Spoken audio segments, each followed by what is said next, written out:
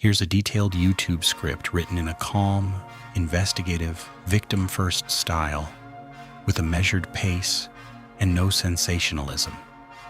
Before she became a cold case, Michelle Louise Collier was just a 15-year-old girl from Fresno, California. She was a daughter, a sibling, and a teenager whose life should have been defined by ordinary things: school, family, friends, and whatever plans she might have had for the future. Instead, her name was tied to an unidentified set of human remains for nearly 5 decades.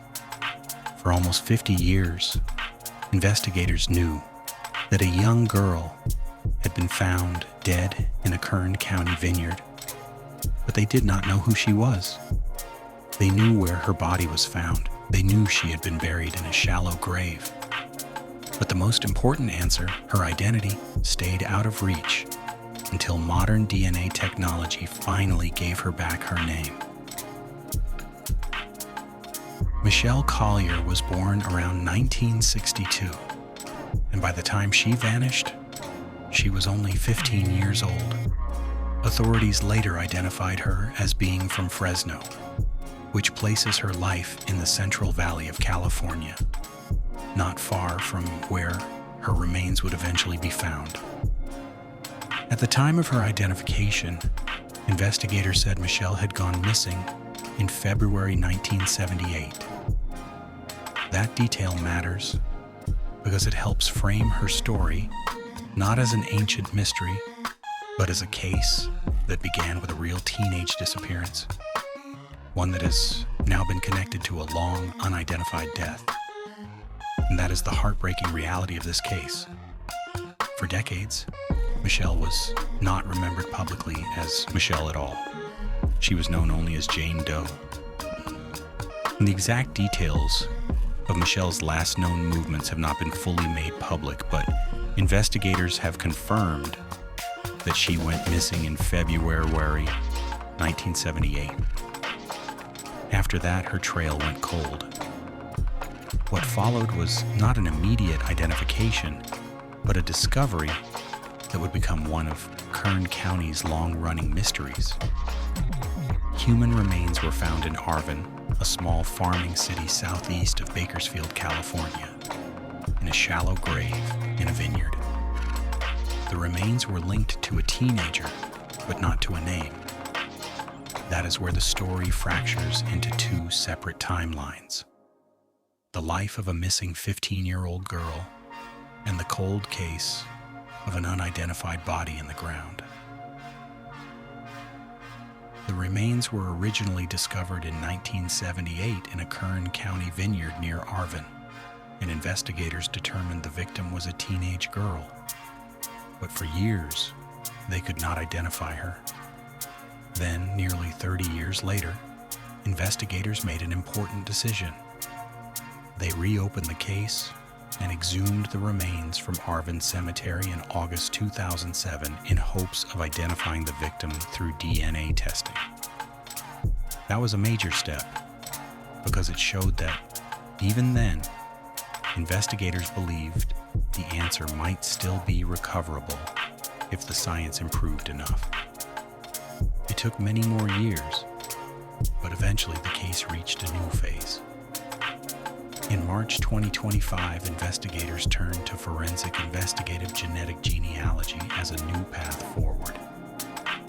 The Kern County Sheriff's Office explained that this method combines advanced DNA analysis with traditional genealogical research and has helped generate leads in cases that had long reached dead ends. To move the case forward, the Sheriff's Office partnered with Arvin, a forensic DNA company, and sent a bone sample through the California Department of Justice for testing. Scientists then developed a DNA profile from the bone and searched genealogy databases for possible relatives. By August 2025, Arvin notified investigators that the genetic genealogy work had identified potential relatives of Jane Doe. Investigators then contacted several possible family members, including a woman believed to be Michelle's mother, who submitted a DNA sample for comparison. In October 2025, that testing confirmed what investigators had been trying to prove for decades. The victim was the woman's daughter, Michelle Louise Collier. Authorities said Michelle's half-brother and a cousin had also submitted their DNA to a genealogy database, and that contribution helped make the identification possible. For a family that had waited nearly 50 years, the result was not just a scientific match, it was the return of a name. This case went cold for a few reasons that are common in older unidentified remains cases. First, the original discovery happened in 1978, long before modern forensic genealogy existed. At that time, investigators did not have the same DNA tools that are now used to connect remains to relatives. Second, the victim was buried as a Jane Doe for decades, which meant there was no public identity to match with missing person reports in a modern database-driven way. Even when the case was reopened in 2007 and the remains were exhumed for DNA testing, identification still did not happen right away. That delay underscores a difficult reality in cold cases. Evidence can exist, but the technology or reference samples needed to interpret it may not yet be available. In this case, investigators ultimately benefited from a combination of preserved evidence, renewed attention, and family members submitting DNA to genealogy databases. Even so, the breakthrough did not solve everything. It solved only one of the two biggest questions. Who was she? The other question, what happened to her, remains open. Today, Michelle Collier has been identified, but the investigation into her death is still active. Authorities have said no suspects have been named.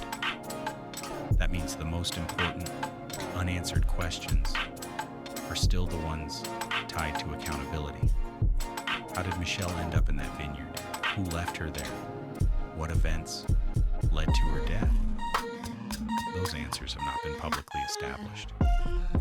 What investigators do know is that Michelle was missing from Fresno in February 1978, and her remains were later found in a shallow grave in Arvin. They also know that modern forensic genealogy finally gave her back her identity after nearly 50 years.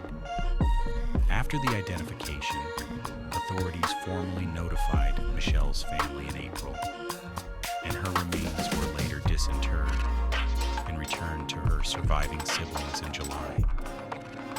For the family, that may have brought some measure of closure, but it did not erase the years of uncertainty that came before it.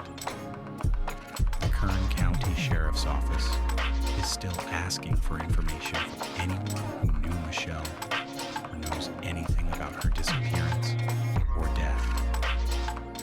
Michelle Collier spent decades in the record as an unknown victim, but she was never just a case file. She was a 15-year-old girl whose identity was finally recovered through persistence and science, long after her family had been left without answers. And maybe that is what makes this case stay with people.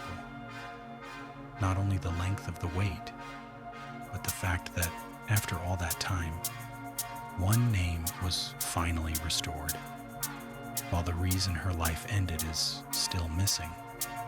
What do you think investigators need most now to finally answer the rest of Michelle's story?